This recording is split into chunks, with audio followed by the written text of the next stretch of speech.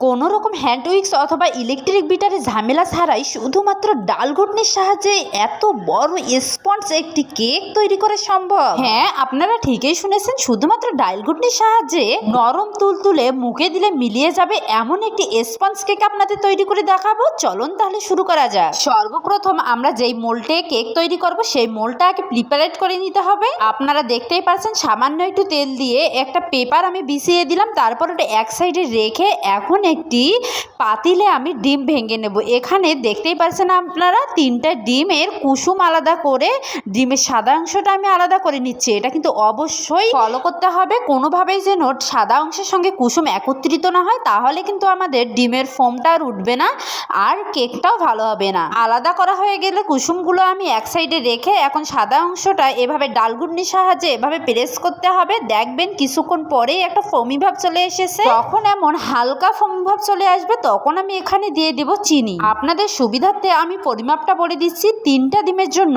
1 cup পরিমাণ চিনি দিতে হবে। আর আমি এই চিনিটা অর্ধেক করে দেব, যাতে করে খুব সুন্দরভাবে ফোমটা ওঠে। এই চিনিগুলো গলে যাওয়ার পর তারপর বাকি অর্ধেক চিনিটাও দেব। ভুল করেও কিন্তু একসঙ্গে চিনিগুলো দিতে যাবেন না, তাহলে কেকের ফোম নষ্ট হয়ে যেতে পারে। তারপর ডালঘুটনির সাহায্যে আবার প্রেস করতে হবে যতক্ষণ না পর্যন্ত খুব স্মুথ একটা ফোম চলে আসে। আমাদের প্রায় 3 থেকে 4 মিনিট এভাবে প্রেস করার পর দেখতেই পারছেন আপনারা ফোমটা একদম পারফেক্ট হয়েছে। সরি টু সে, আমি এখানে 1 চিমটি পরিমাণ লবণ দিয়েছিলাম, সেটা কিন্তু স্কিপ হয়ে গেছে। আপনারা অবশ্যই মিষ্টি জাতীয় খাবারের লবণটা একটু দেওয়ার চেষ্টা করবেন, তাহলে খেতে দারুণ লাগে। ডিমের ফোমটা পারফেক্টলি হওয়ার পর এখানে আমি ডিমের কুসুমগুলো দিয়ে প্রায় 1 মিনিটের মতো এভাবে করে প্রেস করে নেব। ছোট্ট একটা টিপস, ডিমের কুসুম দেওয়ার পর কিন্তু ভুলেও জোরে জোরে প্রেস করতে যাবেন না এবং বেশি করেও প্রেস করবেন না, তাহলে ডিমের ফোম নষ্ট হয়ে যাবে। হয়ে গেছে। এখন একটা চালনিতে আমি 1 কাপ পরিমাণ ময়দা ও 1 চামচ পরিমাণ দিয়ে দিলাম বেকিং পাউডার।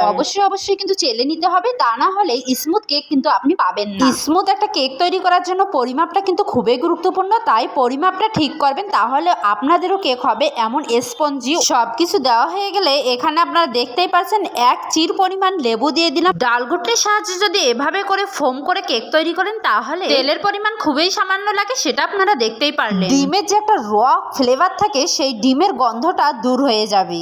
আর এই লেবু দেওয়ার ফলে কিন্তু আমাদের আর এক্সট্রা করে ভ্যানিলা এসেন্স দিতে হচ্ছে না। তারপর খুবই আলতো করে ব্যাটারটি গলিয়ে নিতে হবে। দেখেন একদম এভাবে হয়ে যাবে। এখন আমরা যে পাত্রটি রেডি করে রেখেছিলাম প্রথমে, সেই পাত্রে ব্যাটারটি ঢেলে দিলাম। ব্যাস, ঢেলে দেওয়া হয়ে গেছে। এখন এই পাত্রটি অবশ্যই আপনাকে ট্যাপ ট্যাপ করে নিতে হবে, যাতে করে পাত্রটির নিচে কোনো এক্সট্রা জায়গা থাকলে সেটা ফিল আপ হয়ে যায়। আর এই কেকের ব্যাটারটি যখন আমি পাত্রে ঢালছিলাম ঠিক তখনই একটা প্যানে একটা স্ট্যান্ড বসিয়ে একেবারে লো হিটে জাল করে নিয়েছি। ব্যাটারটা ঢেলে নেওয়ার পরে সঙ্গে সঙ্গে যাতে করে আমি চুলায় দিতে পারি, কারণ ব্যাটারটা রেডি হওয়ার পর আর রাখা যাবে না, সঙ্গে সঙ্গে হিট করে দিতে হবে। আমি এভাবেই রেখেছিলাম একদম 40 মিনিট। এই দেখেন 40 মিনিট পর মাশাআল্লাহ আমার কেকটাও কত সুন্দরভাবে হয়ে গেছে। অবশ্যই কিন্তু চুলার হিট একদম লো হিটে রাখতে হবে। চুলার ফ্লেম কোনোভাবে লো কিংবা হাই করা যাবে না, প্রথম থেকে শেষ অবধি একেবারে লো হিটেই জাল করে নিতে হবে। আপনাদের পরিমাপটা আবারও আমি বলে দিচ্ছি, 3টা ডিমের জন্য 1 কাপ ময়দা, 1 কাপ চিনি এবং 1 চামচ পরিমাণ বেকিং পাউডার, 1 চির পরিমাণ লেবু ও সামান্য একটু তেল। ব্যাস, আপনারাও এমন টেস্টি এবং ইয়াম্মি তুলতুলে নরম কেক তৈরি করতে পারবেন। রেসিপিটি যদি ভালো লেগে থাকে তাহলে অবশ্যই লাইক, কমেন্ট ও শেয়ার করে দেবেন। আল্লাহ হাফেজ।